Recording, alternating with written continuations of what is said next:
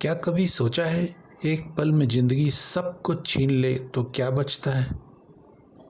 जब सपने टूटने लगें और हर रास्ता बंद नज़र आए और जब अपने भी समझना छोड़ दें और इंसान खुद से ही हारने लगे, तभी कहीं से एक आवाज़ आती है जो कहती है, रुक जाओ, अभी सब कुछ खत्म नहीं हुआ है।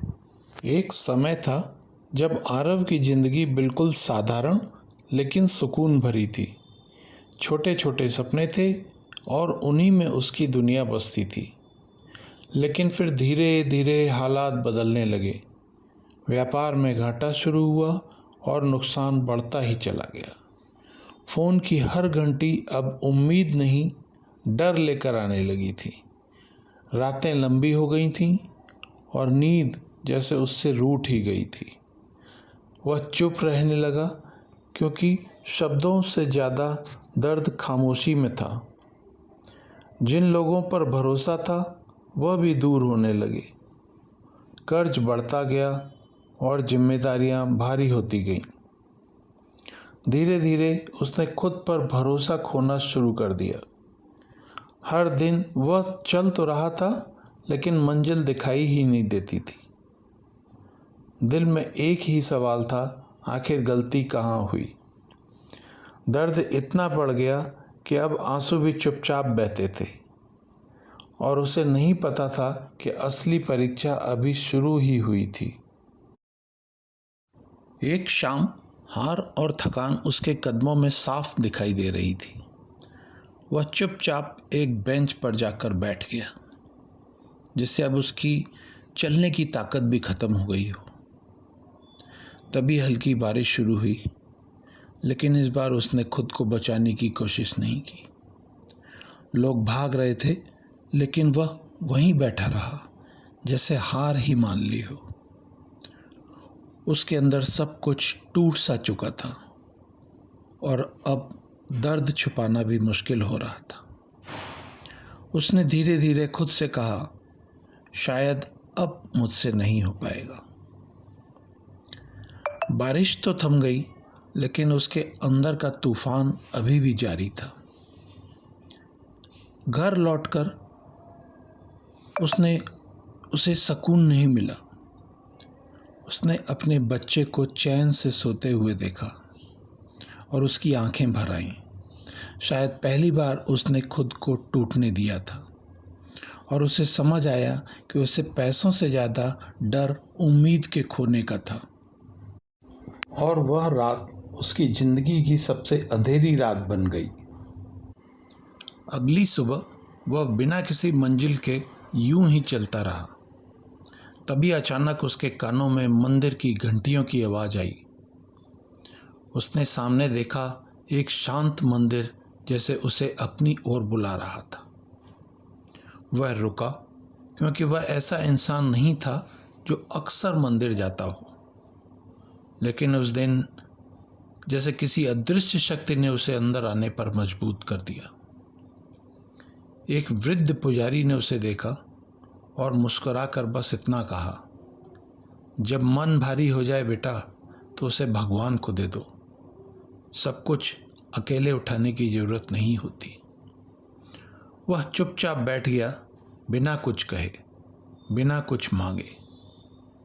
कई महीनों बाद उसके आंख से आंसू निकले थे, लेकिन इस बार दर्द हल्का लग रहा था और पहली बार उसके दिल ने थोड़ा सा सुकून महसूस किया था।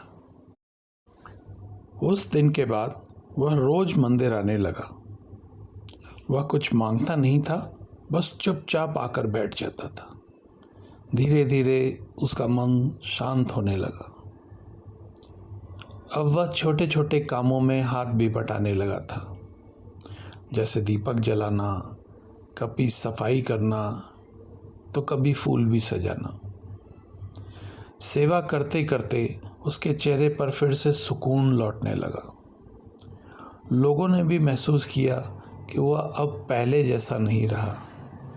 समस्याएं तो अभी भी थीं, लेकिन अब डर कम होने लगा था।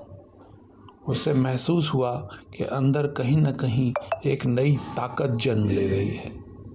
आस्था धीरे धीरे उसके टूटे हुए मन को जोड़ने लगी थी।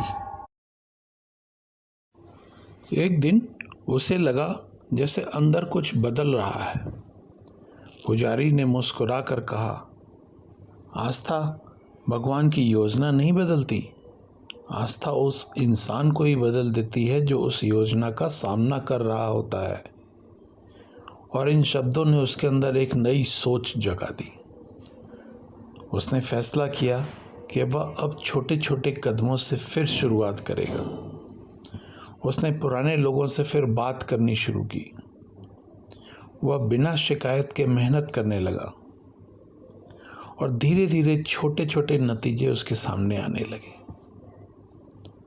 अब वह खुद को कमज़ोर नहीं, बहुत मजबूत महसूस करने लगा था। उसे समझ आ गया था कि असली ताकत बाहर नहीं होती, अंदर होती है। दिन बीतते गए और ज़िंदगी धीरे धीरे फिर से आगे बढ़ने लगी। कोई अचानक चमत्कार तो नहीं हुआ, कोई एक झटके में बदलाव भी नहीं आया, लेकिन एक दिन एक पुराना ग्राहक फिर से उसका हाल पूछने लगा और फिर एक और छोटा सा अफसर उसके दरवाजे पर आके खड़ा हुआ। धीरे धीरे काम फिर से उसकी ज़िंदगी में लौटने लगा और थोड़ा थोड़ा करके कर्ज का बोझ भी हल्का होने लगा। और बहुत समय के बाद उसके चेहरे पर एक सच्ची सी मुस्कान लौट के आ गई। घर में धीरे धीरे सुकून भी वापस आने लगा। लेकिन इस बार उसे एहसास हुआ कि सबसे बड़ा बदलाव उसके अंदर हुआ है और उसे समझ आ गया था कि सफलता आती जाती रहती है, लेकिन आस्था हमेशा साथ रहती है। और फिर एक शाम वह फिर उसी मंदिर में बैठा था, वही जगह, वही घंटियाँ, लेकिन उसका दिल अब पहले जैसा नहीं था। वह अपनी पूरी यात्रा को याद करने लगा। वह बारिश वाली रात जब उसने लगभग हार मान ली थी। अब उसे समझ आया, भगवान ने उसकी परेशानियां तुरंत खत्म नहीं की थी, बल्कि उन्होंने उसे इतना मजबूत बना दिया था कि वह खुद उन परेशानियों को जीत सके। और शायद यही असली कृपा थी, क्योंकि अब उसे पता था असली जीत बाहर नहीं, अंदर होती है।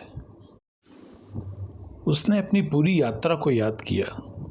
वो दिन जब सब कुछ बिखरता हुआ सा लग रहा था, वो पल जब उसने हार मानने के लिए सोच लिया था। उसने धीरे से कहा, मैंने रास्ता मांगा था प्रभु, लेकिन आपने मुझे हिम्मत ही दे दी। अब उसे पता था कि जीवन में सबसे बड़ी शक्ति विश्वास है। अगर आप कभी भी खुद को टूटा हुआ महसूस करें तो याद रखिए, जब दुनिया सारे दरवाजे बंद कर देती है ना, तो आस्था वही दरवाजे खुलती है जो सिर्फ आपके लिए बने होते हैं।